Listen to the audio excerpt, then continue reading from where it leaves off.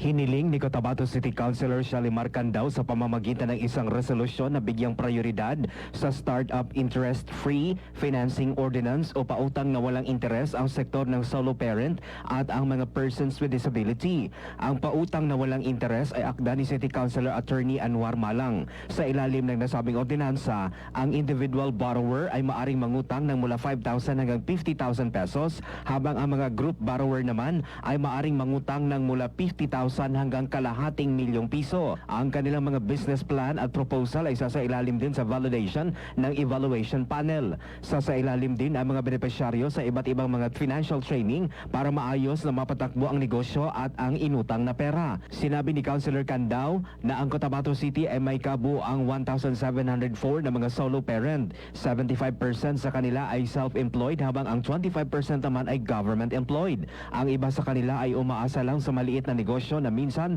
ay hindi pa sapat para sa pang-araw-araw.